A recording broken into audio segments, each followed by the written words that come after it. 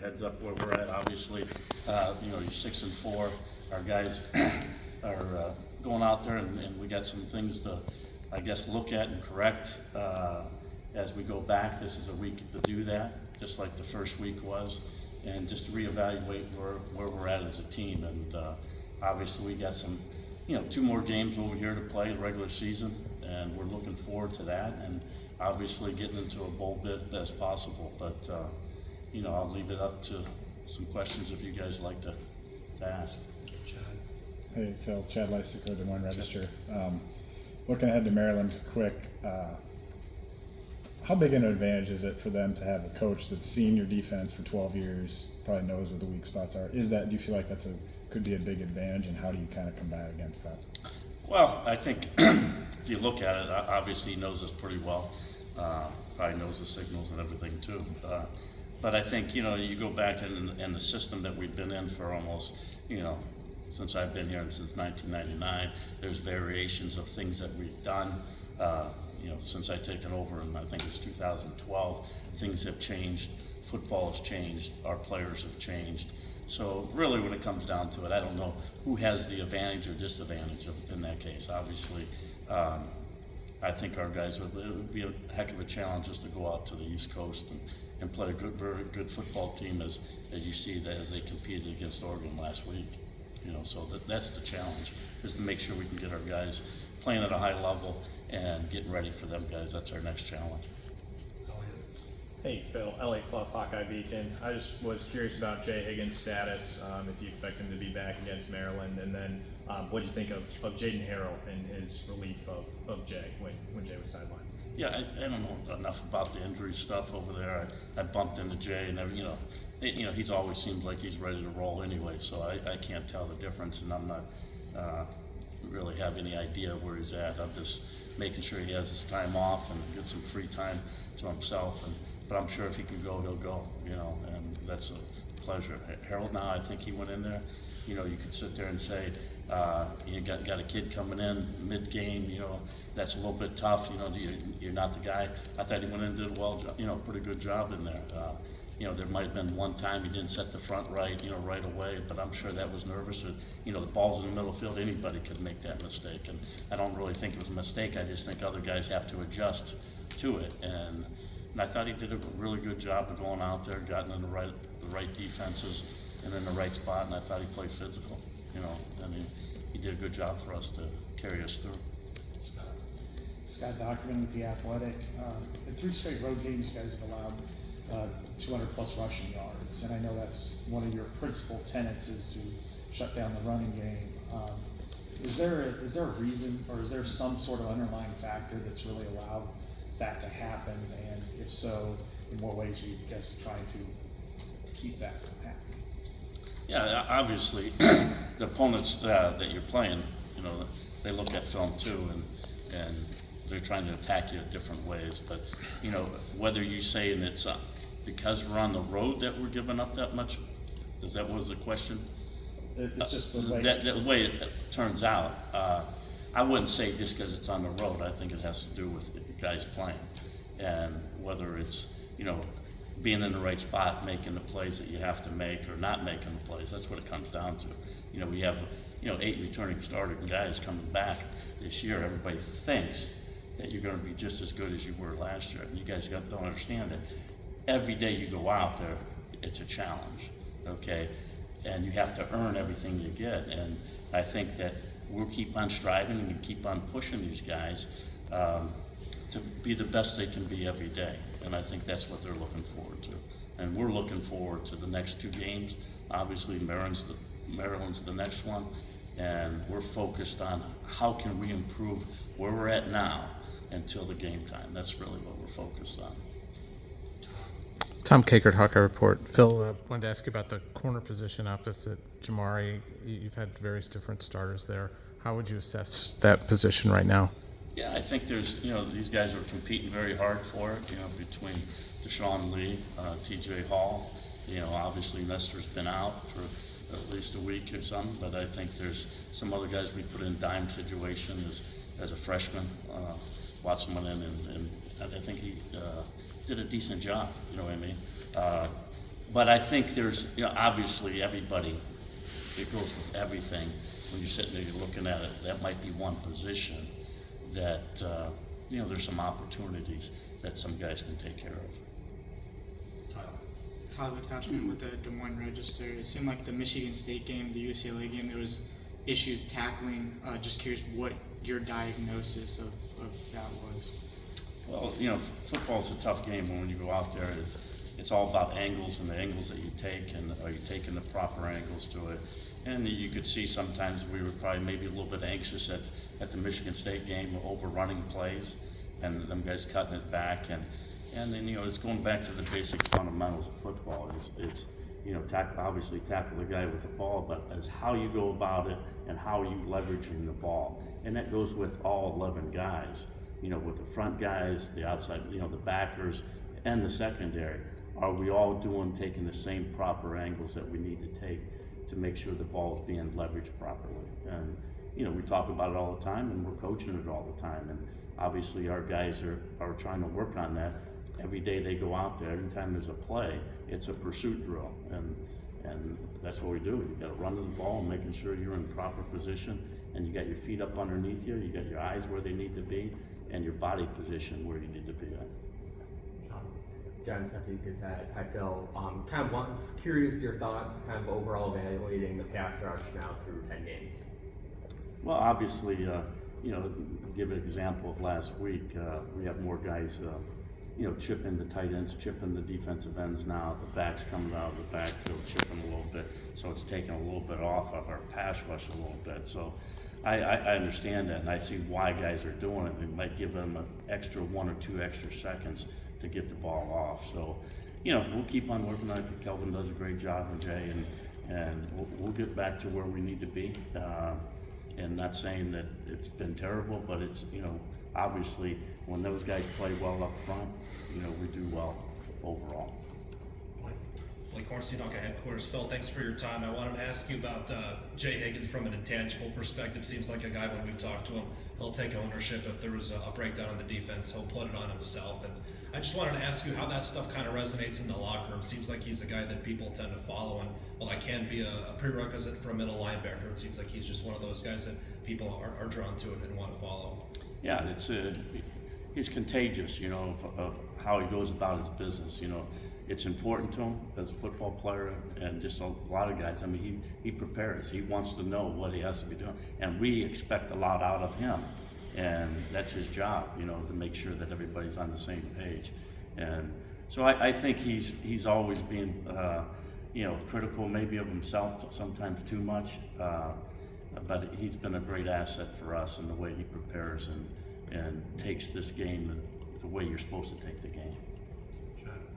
Chad Lystico again. Kirk has often talked about when a 5th year or 6th year guy decides to come back for one more run, he's always nervous about it because he wants to make sure the buy-in is all there and everything like that. But I guess on the flip side, how have you seen all the young guys maybe that thought it was going to be their turn? How have you seen them kind of adapt to having to sit and wait a year? I mean, you can go down the line, Entringer, all these linebackers, all those guys kind of waiting. How has the dynamic been, I guess?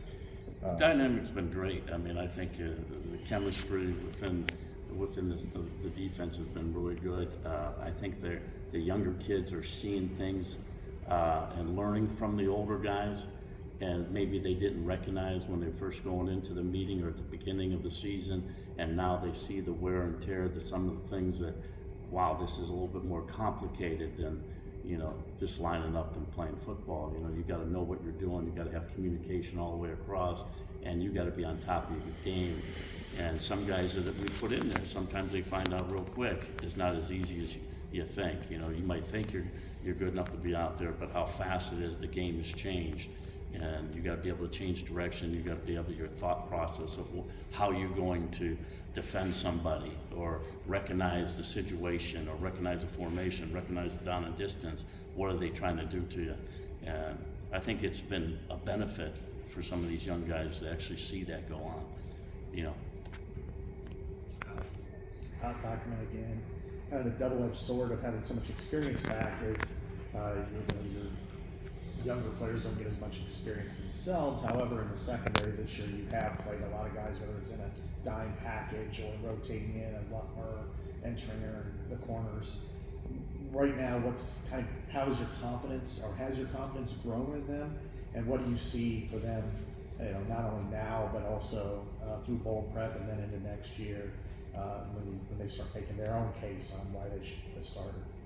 Yeah, and I think the good thing about it, we talk about Lutmer as a guy that's gone in there a couple different situations in the dime package, and Cohen's been going in and rotating a little bit, and you've seen the growth of the guys, and that's going to help us and benefit.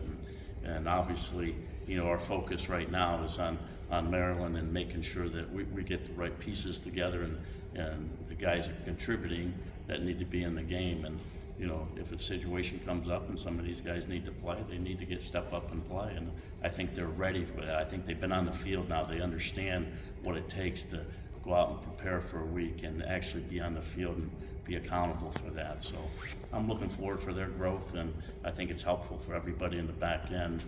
Sometimes, you play, I think we played 72 plays last week, where you've been normally about 59, 60 plays. So we played a little bit extra plays this year, last Friday. But I think that's going to help everybody in the long run of these guys taking reps and actually on live reps in the game. So it's going to benefit us in the future. Tyler Tashman with the Des Moines Register. You mentioned that just because you guys bring back so many guys, it doesn't mean the defense is guaranteed to be the same as it was last season. And not to say like the defense has been bad or anything, but there statistically has been a little bit of a drop off from last season. What are the reasons you feel like that has been the case? I'll just go back to our expectations of what it is. As a defensive coordinator, you don't want them guys to gain a yard. So anytime they gain a yard, you're behind. You say, why they gain a yard, or why they gain 10. I think the differences are explosive plays right now have been a little bit. I think we're right on schedule where we were last year at the end of it. So we're 3 games there, and we're almost hit the explosives. But the bigger chunk plays have been too much, and for whatever reason, whether a guy's not in his gap or whether a guy has lost leverage, didn't see the ball, or whatever it is, that needs to be cleaned up. And I think that goes back to pursuing to the ball and making sure everybody's doing it every play, because you just don't know what play is going to make that difference. Our standards are very high, so when you say, hey, you drop down a little bit, well, yeah, for what we expect, you know what I mean? And guys know that. Guys understand that. And just because you go out and practice doesn't mean you're going to play well on Saturday. You got to have perfect practices. Try to have perfect practices to have a chance to play well on Saturday. And then, there's no guarantee just because you practice, you're going to, do well on Saturday. Because the guys on the other side are trying to play too. They're on scholarship or NIL money or whatever they're on. Take 2 more, Scott, and then Jack. I don't know how much Maryland film you've watched thus far. I guess it's tape or video now, not film. But what have you seen, if you have? Ty Felton, their wide receiver, is one of the best, probably unknown receivers or little-known receivers in the country. What does he present, and what about the quarterback, Billy Edwards, and how do they make things challenging for your defense next week? Well, I haven't watched a ton of them yet, you know what I mean? I'm just trying to review some of the stuff that we've gone through, and some, I guess you want to say self-scout stuff. But they're talented. I think, I don't know how many passes he's got, was it 79 or 80 passes? I mean, he's got that. It's going to be challenging. Anytime in college football today, there's not one team out there that you can let your guard down on. And you can see it for whatever reason. It's more of a wide open offense, and people are doing a lot more things than they used to. And it's challenging for, everybody to be able to practice everything against everything. You can't do it. So it's the preparation that you have to do, and it's definitely going to be a challenge, away game again, as you brought up. But it's a game. You're still playing in the stadium. You're still playing on a 53 in the third wide, and then was 120. same field, right? There's only one ball, and we got to stop them from putting it in the end zone, and we got to put it in on the offense. Got to put it in the end zone. So, to me, I just think that, they're a talented team. You start seeing it, and one guy, and you sit back over there in the secondary, you might not see something in the defensive line. Maybe a guy misses a gap or something like that, but usually in the back end, it's easy to see these balls going over, and it's a 50-50 chance that you're either going to make the play or not make the play. And the benefit is more towards the offense, the way the world is nowadays. Right? I know exactly what case here. Last one. You now and Kirk a few weeks ago after the Michigan State game, it's been a lot of pointing inward, as in we need to tackle better. It's about our execution. When it comes to the other teams, is there, with UCLA, Michigan State, and Ohio State specifically, is there any concern that with all you've brought back in your scheme, that, to use this cliche, other teams kind of have the book on the defense a little more, or are you less concerned about that and more just, we're going to continue doing what we're doing, but it's all about us and our execution and our tackling? Well, I think it goes back to is what we do as coaches, as players. It's us too. How can we help our players out? And I think that's the first thing. Anytime that you go into a game, and the first thing I think about, what can I do better to make these guys play better? And that's the challenge. And it doesn't matter. I guess I should. These things we do keep track of wins and losses, right? But even if we go out there and win, you're still critiquing these kids that they could be better, or we could coach better, or we could have made a better call. So if you don't have that mentality, and it's called, to me, it's like you never arrive. If you kind of have that never arrive attitude, and you're always evaluating yourself, whether it's a coach or whether it's a player, I think you got to do it. It's a sickness, I think, a little bit that you can't get rid of until you stop coaching. That's the way it is, because it doesn't matter how good. I remember when Bob Sanders was here. I actually saw him on the sideline out there at the UCLA game, and I just remember him. Of all the plays he made, there's a whole bunch of other plays that he thought he could have made, and that's what makes the player he is or was when he was either here or whether he's in the NFL. Hey, you can make a better play. Even though I made play, how can I make it better? And it's I call it a sickness. Thank you, Coach.